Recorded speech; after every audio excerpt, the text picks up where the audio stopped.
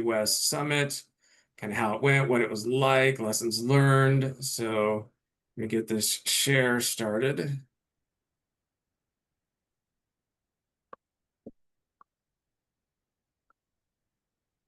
And Jeff, we'll have to definitely get you out here next year for it. Have you as a presenter and all. We had a fun panel, but it would good to have you on it as well. Yeah, sounds good. All right, so Chuck, can you confirm you're seeing slides? Yep, got it. All right.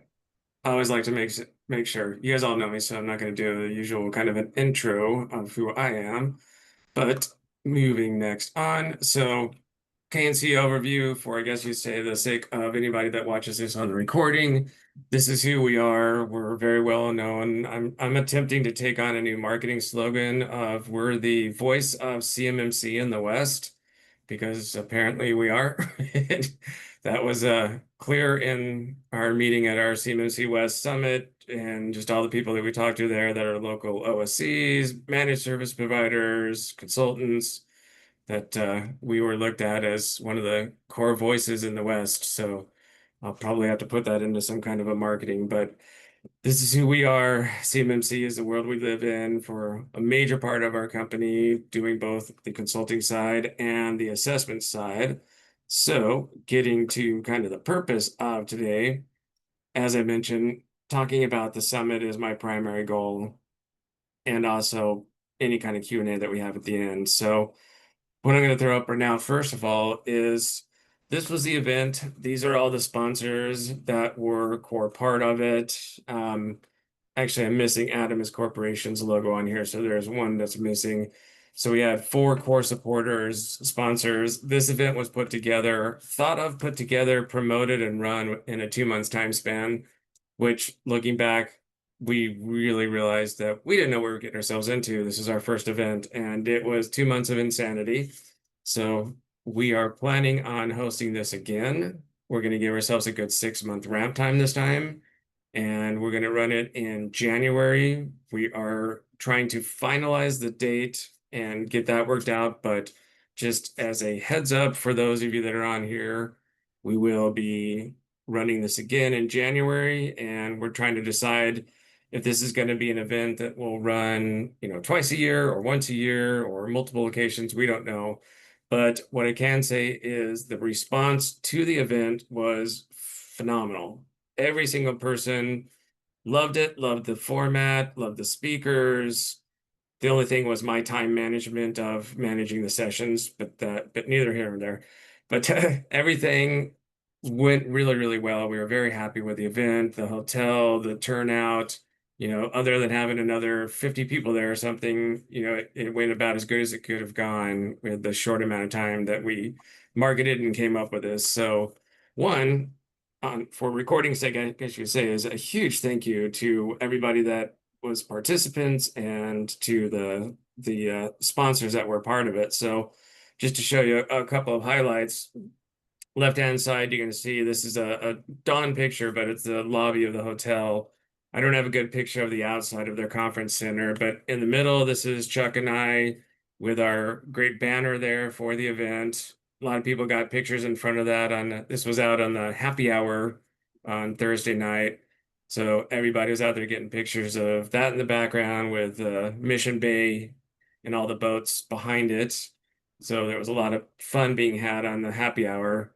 On the right-hand side, this is the kind of main hall during the start of the event, which is the keynote speaker, which was Mike Snyder from the Cyber AB / now the acting executive director of Kaiko.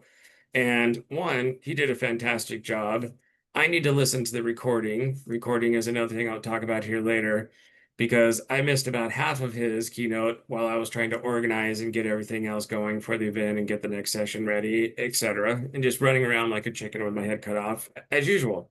So overall, keynote went great. Mike was blown away by the event, the response, the interactivity of everybody. Everybody was leaning in, asking questions, really, just involved. And every session said the same thing. And so that showed us that this is needed. This is needed desperately in the West. There's not enough representation or promotion or awareness in the West. So one thing that came out of this is the start of a group on LinkedIn that I've got to think of the name of it, but it's something related to CMMC West, and I'll have to get a link out for that. I posted it out to everybody that attended, and this group is all about trying to do exactly this, is promote CMMC in the West better and try to get the message through with the right information, no misinformation, to the companies that are preparing for the CMMC assessments because it's desperately needed. The other part I Yeah, also want to show you. Oh, go ahead, Chuck. back. Could you go back one slide, please? So we did a debrief with the sponsors at the end of the event, and it can't really tell from these pictures here, but the overwhelming response was we put on a first-class event. Now, this is our inaugural event, and we worked with different hotels, and we could have done different things in terms of coffee, snacks, lunch, happy hour, and there's a whole a la carte list of things to do. But we just decided, Kelly and I, let's just do this right. We've got sponsors, and we picked a 4-star event, and everyone came back and said they've been to multiple conferences. Some are really done cheaply. Some don't have half the things that we did. It wasn't as nice venue. We really did it right, and that really came through. And that's, it was a first class event, and we're going to maintain that level of high level standards. So just want to mention that it's not just a hotel ballroom somewhere. This was a full on resort area, um, amenities throughout. It was really well received. A little pricey, but fortunately we had sponsors, not enough as attendees. But we're going to repeat this, and this is our standard of excellence going forward. So that Yeah. pictures doesn't really do it justice, but it was really something.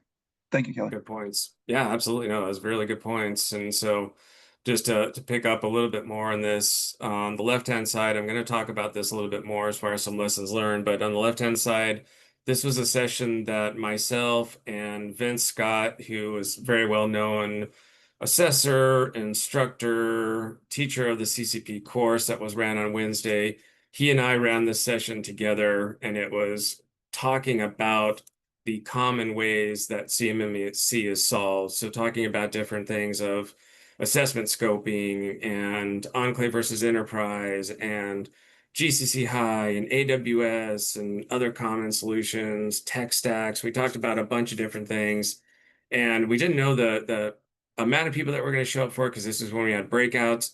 We also didn't know how it was going to go over. Holy cow, the amount of questions and interactivity. We ran long. Every session ran long, and this was the timekeeper that we need to have. That's not me. So I'm time blind apparently, but every session ran long by about maybe 15 minutes.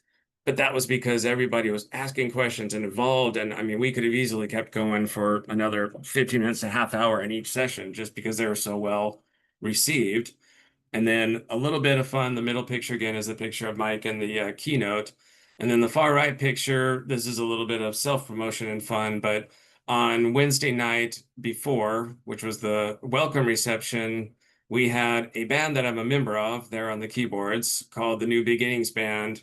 And we had an absolute blast doing the welcome reception and the reception of the band, the music we do. This is a Christian rock band, professional gig every week all around San Diego County.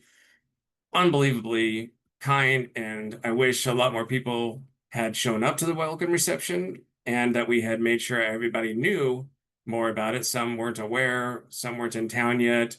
So this was a lesson learned too about just how we time these things and how we communicate. But we had an absolute blast, and everybody really, really enjoyed it. So I had a great time myself. We did about 27 songs, about an hour and a half of music. So we had a great time. So I'm not going to jump to Q&A yet, but just to move on from the picture slideshow. The point of talking about this in today's webinar is really trying to hone on the point that the information we provided in all the different breakout sessions, whether it was Kiteworks and Animus Corporation presenting their services and their pitch, if you will, about what they have for CMMC and what they do, to the breakout sessions that were all led by core lead CCAs and CCAs myself, Vince, Scott Singer, Fabi Navarro, and a name that I just suddenly forgot, and I'm going to apologize to that person. But we had great breakout sessions, and each one was taught by these assessors on different points. One, Fabi did a session all about the on-site inspection, which nobody really talks a lot about in webinars. We focus so much on procedures, on technology, on the process, on policies, documentation.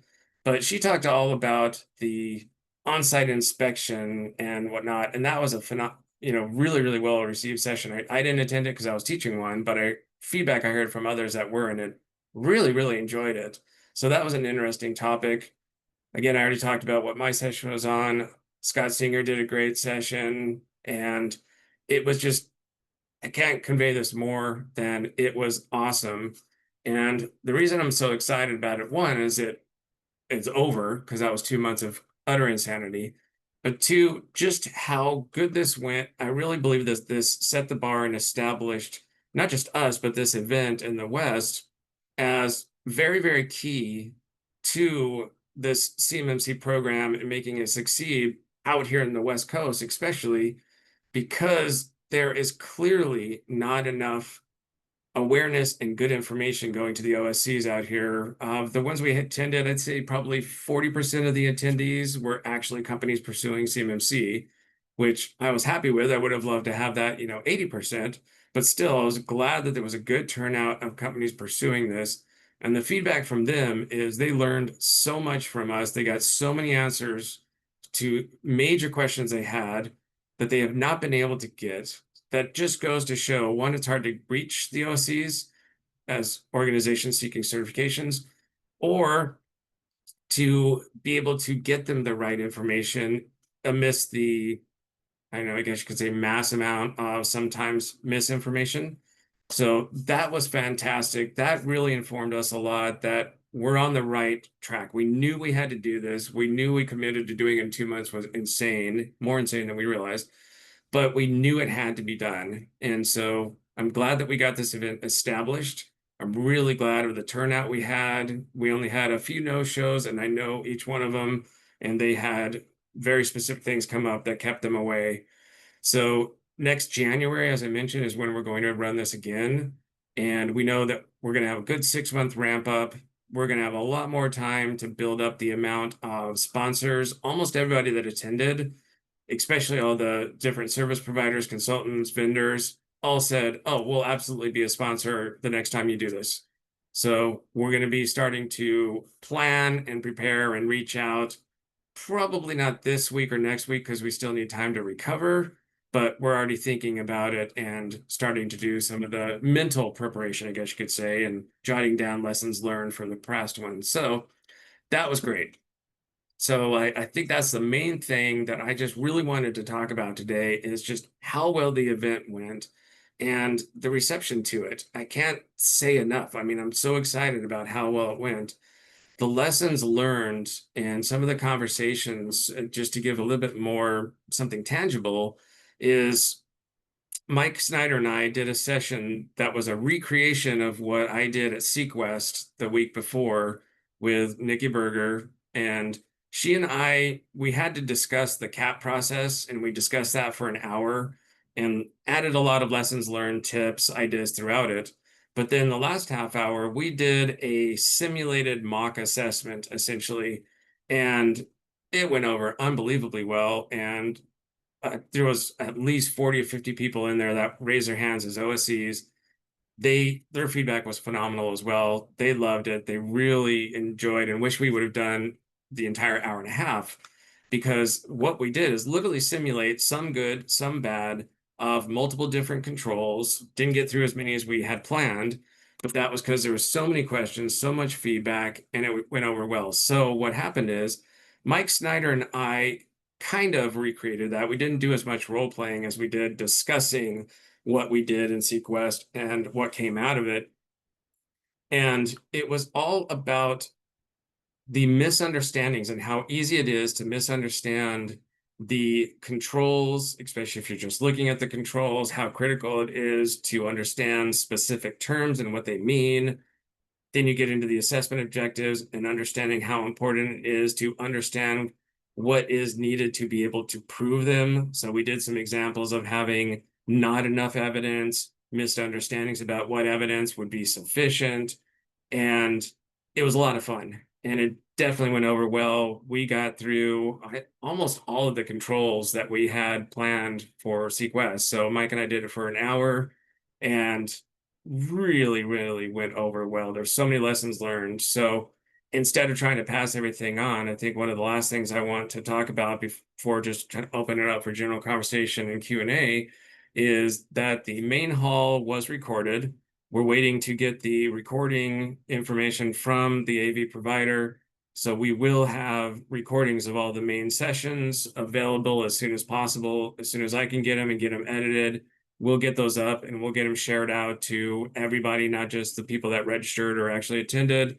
We're going to get it out broadly because there was a lot of really good stuff in it. So I guess you could say stay tuned for that and expect email blasts from me all about it once we have it ready. And then I think next month on our webinar, outside of getting any specific feedback, we're really going to try to hone in on key lessons learned from assessments so far and what OSCs can do to avoid things that are, as I call it, blowing up assessments. And one of the major things, and we may focus a lot of the conversation on this, is all about the ESPs, as we call them, which is the external service providers. So this is your managed services provider, your managed security services provider. There are a lot of issues happening related to these. My experience has been on a few different assessments that an MSP either wasn't prepared, didn't have the right people, didn't show up in time to the assessment, didn't do what they're supposed to do for their client. There's a lot of issues happening there that are absolutely impacting an organization's ability to pass the assessment. So the MSP, ESP, MSSP, ESP, not a CSP, and all the other crazy terms that we have to use for this is really an important topic and an important issue, because if you're relying on an MSP, you're relying on an MSSP to help you pass your assessment. They have to be there. They have to have a shared responsibility matrix. They have to participate. They have to answer. And it doesn't matter if they've already gone through their own CMMC level 2 assessment. That may make it a little easier on them, but that doesn't change the fact that they've got to be there as part of your assessment scope and answer questions and all the questions that need to get asked of them. So a lot of lessons learned related to MSSPs and MSPs. So I think probably next month, we're going to focus on that as a major topic. So as of now, right at about the half hour, I didn't want to speak forever about our event, even though I easily could, because it was so much fun and exhausting, and I am still recovering. But I want to open it up now to any kind of comments, ideas, suggestions, whether the amount of emails I blasted out, Philip Denny, about this were absolutely annoying or not. They probably were, because I felt like I was being annoying sending so many out, or thoughts for conferences, topics, anything like that, or sponsors, or people that want to be speakers, anything. Floor's open. Feel free, come off mute, ask a question, type it in to the chat. I'm good either way. Otherwise, if nobody says anything, then we will wrap up, but I'd be happy to hear you guys' feedback and thoughts on it for sure. Well, Kelly, this is Chuck. I'll make a few comments from my observations from what people were telling me. What was really interesting about this is exactly what you touched on. It was a mock assessment, hearing directly from an assessor what it's like working with an OSC doing an assessment. That's kind of like hands-on direct experience versus a talk session where it talks theoretical and conceptually about what an organization should be doing.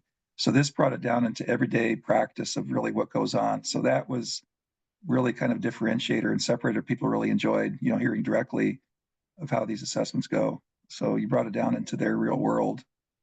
The second thing got a lot of feedback on was some of the questions. People are still, and I was surprised at this, still struggling with scoping some of the basics. They're not really ready yet for an assessment. They're asking some basic essential questions that it just kind of lets you know where they are in their process of getting ready. But still some basic questions of I'm struggling with what's in scope and what's out of scope, and just some stuff which is all good questions, and that's what it's for, so they can learn. But got a few feedback that there's several organizations that still the early stages of getting ready for compliance. Yeah, I would concur that there was a lot of confusion, and I think we were able to clear up a good amount of that, but there was a lot of confusion on a lot of different areas. There was a lot of questions every single session, lots of questions being asked, and important questions, good questions being asked. And a lot of it just signified that there's a lot of companies out there trying to prepare for this that are getting confused, don't understand exactly. Scoping, like Chuck said, is huge. And a lot of questions related to what's in scope, what's not in scope. What about this? What about that? There's a lot of questions like that. There was questions about the process, the procedures, how the assessment goes, what we might ask. But yeah, the mock assessment, that's why we wanted to do it again. And we didn't do it the exact role-playing way that Nikki and I did, but there's video of that. But no, it went over so well. I mean, every session I taught probably too many sessions, but I was the MC and I just wanted to be involved in everything.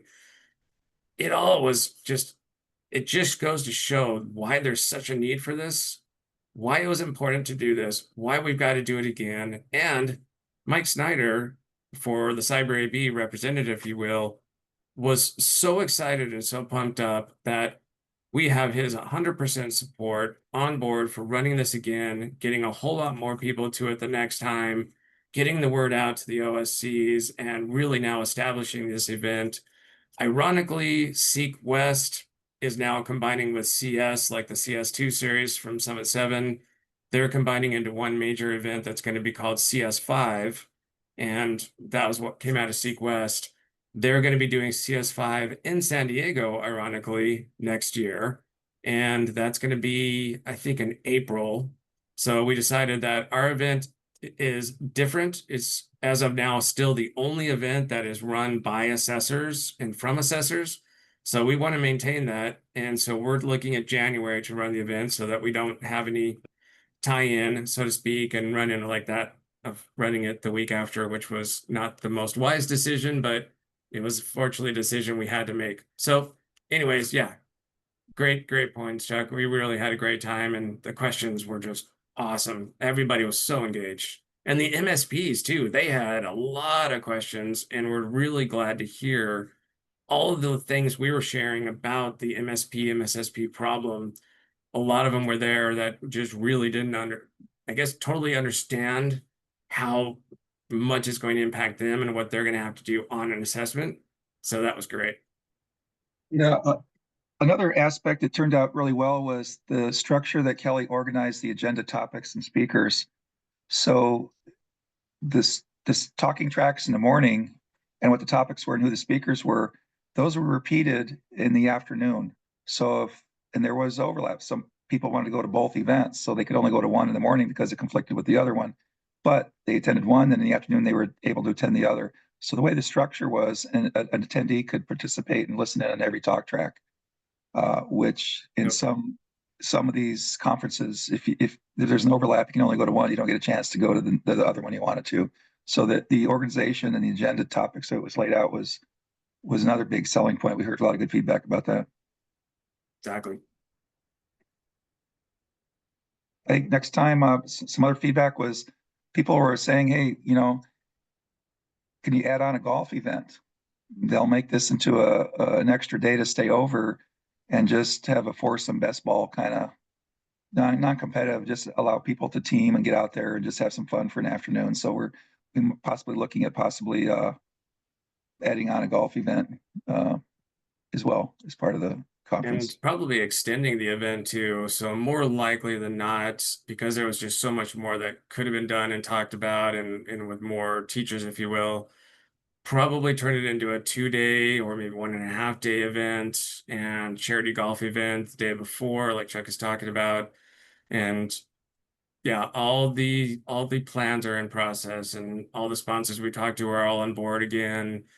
We've got multiple that want to be involved. So yeah, we're going to turn this into fun, but still a lot of really, really important good learning, and get a lot more OSCs on board to show up for it, and a lot more local support, and try to get like the NDIA and AFCEA to find a way they can support the event. And I'm saying that because they directly said they wouldn't, because they felt that it was promoting a private business, which I understand because we're a C3PO, we're running the event. So, I understand their perspective. It was just unfortunate because they represent and have so many of the OSC's attention, and they're conducting CMMC webinars, that this would have been a great opportunity for the educational side. So we'll have to keep working with the folks over there to try to get their local buy-in. But yeah, I can't say more. I'm so excited about doing this again, but I do need 6 months to recover before doing it again because it was exhausting. Fun though. Yeah, some of the some of the sponsors that did sponsor, the process takes time. We have to reach out to them. We have to give them information. They have to go to their management. Then they got to go to committee. Then they got to get it approved. And then we got to send an invoice for deposit. And then by the time that gets processed, it's 2 months right there at the most efficient. Oh yeah. So that whole process, it takes 6 months to really get ready for a solid event. And I'm curious if you, I don't know, Jeff and Philip, if you want to come off mute, but I know conferences you've attended outside of the one we're talking about here, what are some of the things you really enjoyed when you look back that you remember about a conference you've attended, or what were some of the high points that, if you want to add anything that we could make our event better, even though you didn't attend it, if there's something you remember about other events, maybe you want to mention some things that you remember that made them special. This is Philip. What's been important at conferences that I've previously attended is the ability for the attendees to just mix and mingle. Um, Yep. so just leave some time throughout the event specifically set aside for um, collaborating and getting together with peers. That's always been helpful. At a certain age or experience level, the sessions are not, they're valuable still. They're always going to be valuable. Um, but if you've been around the block for a few years, you want to talk to your peers also. That's been my Oh yeah. experience. Oh, you get so much out of networking. Yeah, I totally agree. Sometimes those little conversations you have with one specific person have more impact than a whole session. So yeah, definitely know what you're talking about. And we've seen, like, at some of the events that we were slightly impersonating, if you will, for this one, is intentional networking events where it's focused on connecting two different parties. This was a veteran in business network event, so it was focused on connecting veteran-owned businesses with, government purchasers, local buyers. But if we do some kind of a focused, they called it tactical networking, which I like the name of, that's a good point. And so maybe we'll focus on at one session to be focused on networking. They did it in a speed dating format, which everybody loved. So we might steal that and do something similar. But yeah, that's a very good point. The networking is critical. Everything from, the lunches went well as far as the networking, but they went fast, even though they're really good. Happy hour, welcome reception, both good for that. But yeah, it's a great point. I'm actually typing this in right now in a note to have some intentional, purposeful networking sessions too. Maybe maybe longer breaks between sessions rather than 15 minutes for a restroom break till people go to the next speaker event. Maybe provide 30 minutes in between. Maybe that'll give them some more intermediate time as maybe. Yeah, Thanks, Phil. I would echo that, I don't get as much out of the speaking as much either, because it's usually for a wide audience and it's only 40 minutes to an hour. So you really can't get in anything in any depth to really most concepts. But I do agree the networking time, actually scheduling it on the agenda as networking time, is usually pretty valuable.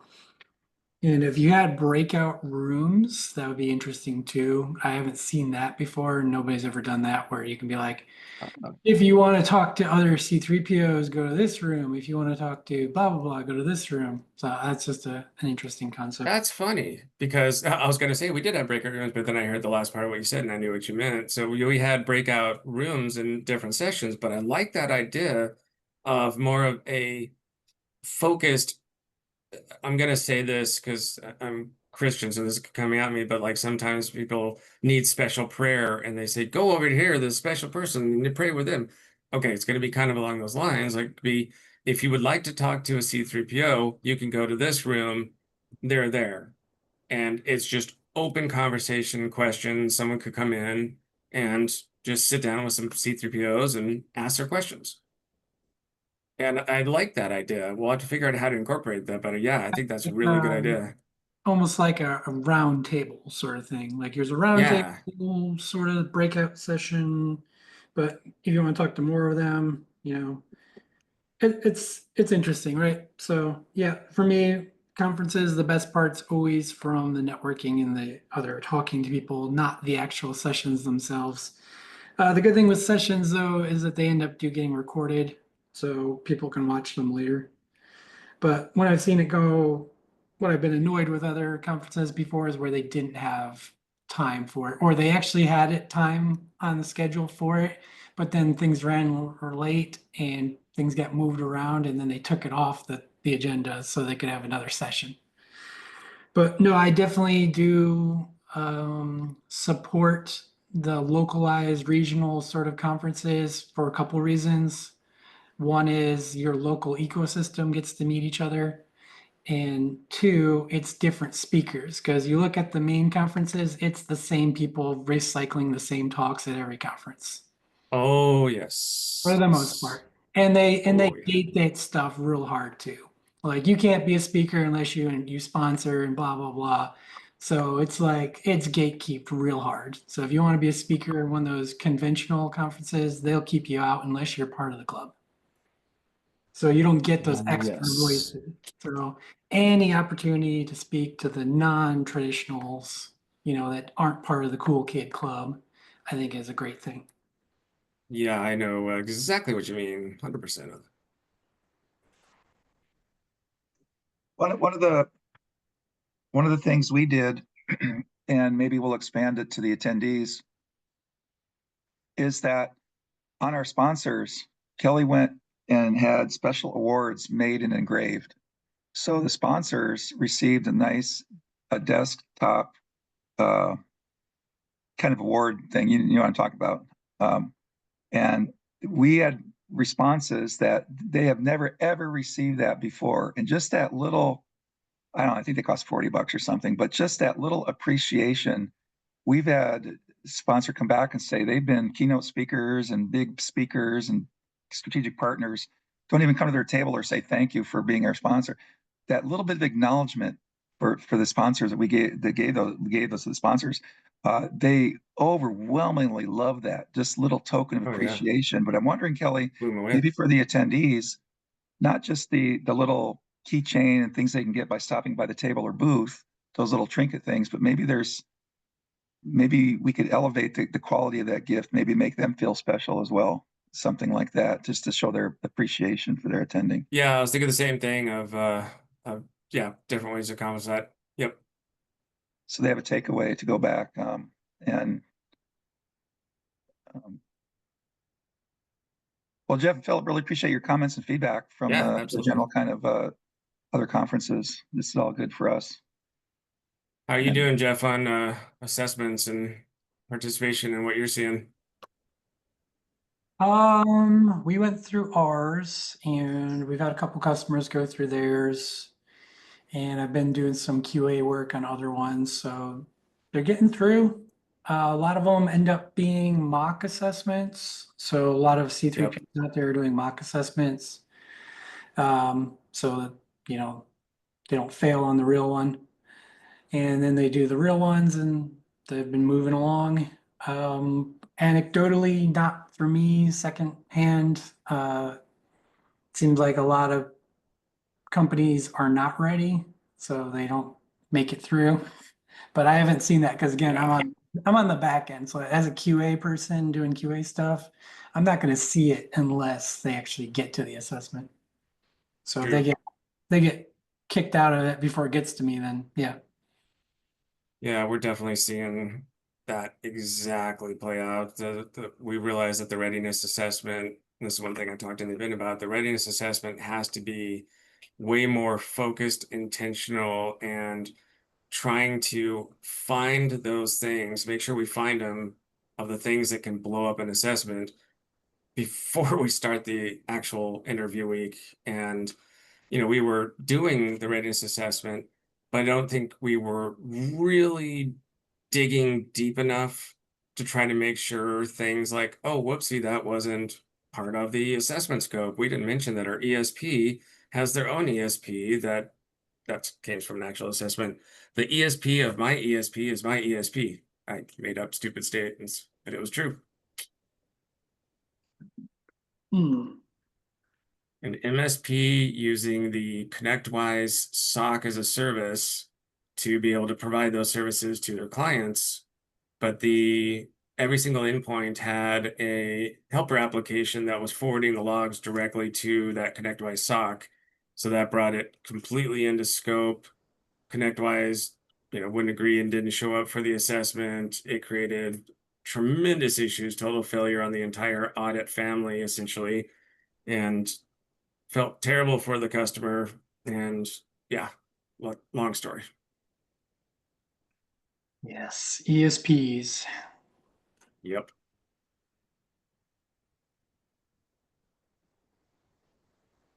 Well, guys, that's out all I have to say. 45 minutes in, so appreciate the time, appreciate the comments. Were you gonna say something, Phil? No, I was moving my cursor around. Sorry about that. Oh, okay, cool. I just saw it come up, so I thought you might be about to say something. So thanks for the time, guys, jumping on, and definitely appreciate the feedback and comments and ideas, and I'm jotting them down as we talk. So you guys have a great rest of the day, and talk to you soon for sure. Thanks, everyone. Take care. Thank you. Thanks, Kelly. Thanks, Philip. Thanks, Thanks, Jeff. Doug. Take care, everyone.